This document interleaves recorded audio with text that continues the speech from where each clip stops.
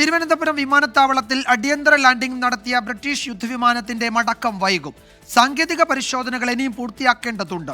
കാലാവസ്ഥ പ്രതികൂലമായതും മടക്കം വൈകാൻ കാരണമായി. യുദ്ധക്കപ്പലിൽ നിന്ന് പറന്നുയർന്ന F-35 വിമാനം പ്രതികൂല കാലാവസ്ഥയിൽ ഇന്ധനം കുറഞ്ഞതോടെയാണ് തിരുവനന്തപുരത്ത് അടിയന്തര ലാൻഡിംഗ് നടത്തിയത്. ഇന്നലെ ആഭ്യന്തര വകുപ്പിന്റെ ക്ലിയറൻസ് ലഭിച്ച ശേഷം ബ്രിട്ടീഷ് നാവികസേനയുടെ വിമാനത്തിൽ ഇന്ധനം നിറച്ചു. വിമാനത്തിൽ ചില സാങ്കേതിക തകരാർ ശ്രദ്ധയിൽപ്പെട്ടതിനാൽ തുടർ പരിശോധനകൾ നടത്തുകയാണ്. സാങ്കേതിക ക്ലിയറൻസ് ലഭിച്ച ശേഷം കടലിൽ കാലാവസ്ഥ അനുകൂലമായാൽ തിരികെ പോകാൻ അനുമതി ലഭിക്കും.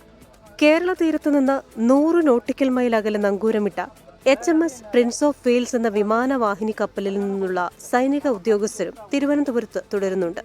സൈനികാഭ്യാസത്തിന്റെ ഭാഗമായി കടലിൽ 36,000 അടിയോളം പറന്നുയർന്ന F-35 വിമാനത്തിന് പ്രതികൂല കാലാവസ്ഥ കാരണം കപ്പലിൽ തിരിച്ചിറങ്ങാൻ കഴിഞ്ഞിരുന്നില്ല. പിന്നാലെയാണ് ശനിയാഴ്ച രാത്രി തിരുവനന്തപുരം വിമാനത്താവളത്തിൽ അടിയന്തരമായി ലാൻഡ് ചെയ്തത്. 24 തിരുവനന്തപുരം.